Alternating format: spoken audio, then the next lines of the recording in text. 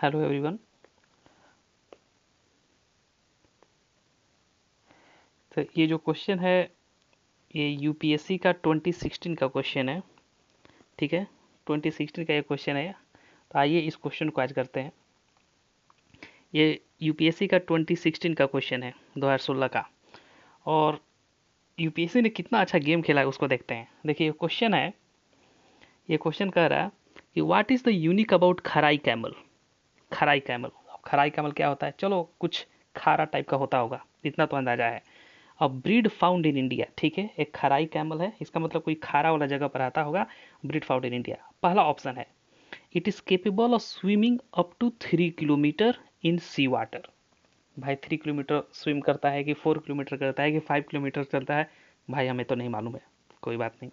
दूसरा स्टेटमेंट पढ़ते हैं। दूसरा statement, it survives by grazing on mangroves. Mangroves खाकर और वो अपने आप को सर्वाइव करता होगा, और कुछ खाता ही नहीं होगा। या मैंग्रोव्स ही खाता होगा कि नहीं खाता होगा, चलो भाई ये भी नहीं मालूम है। चलते हैं थर्ड क्वेश्चन पे। थर्ड क्वेश्चन में यूपीएससी ने क्या लिखा है? It lives in the wild, चलिए जंगल में रहता है। And can not be, can not be domesticated. Can not be domesticated, यहाँ यूपीएससी ने बहुत तगड़ा एप्टीट्यूड लगाया है। देखो भाई अब मैं बताओ, लोग अगर मिडिल ईस्ट में आप देखोगे तो मिडिल ईस्ट में लोग लायन, स्नेक, टाइगर, लेपर्ड ये सब अब डोमेस्टिकेट करने लगे हैं। तो ऐसा कैसे नहीं हो सकता कि कोई ना कोई कैमल को डोमेस्टिकेट ना किया हो। भाई आप राजस्थान के एरिया में ही चले जाओगे तो आपको पता चलेगा कितने लोगों ने कैमल को डोमेस्टिकेट कर रखा है वहाँ पे। ठीक है, तो ये थर्ड क्वेश्चन तो भाई गलत है। ऊपर वाला हमें नहीं मालूम है, लेकिन इतना तो हमें मालूम है कि थर्ड वाला गलत है। और यूपीएससी ही ज़्यादातर जहाँ कैनॉट, कांट जैसे ओनली शब्द जिस स्टेटमेंट में कैनॉट, ठीक है, एग्रेसिवली ऐसे वर्ड जहाँ दिखेंगे, थोड़ा मतलब टफ वर्ड जहाँ दिखेंगे, वो एकदम लगभग मतलब ऑलमोस्ट गलत ही होते हैं।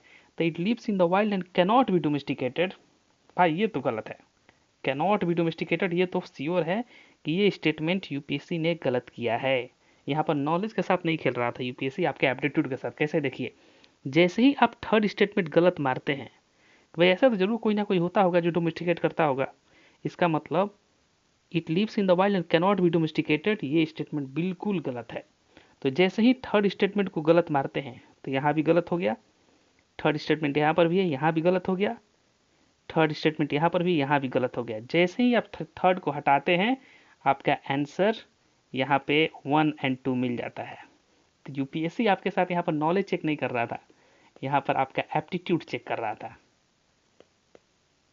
ठीक है, आपका यहाँ पे एप्टीट्यूड चेक कर रहा था। ये 2016 का क्वेश्चन है। तो आपको अगर अच्छा लगा हो तो प्लीज़ इसको शेयर कीजिए। Thank you.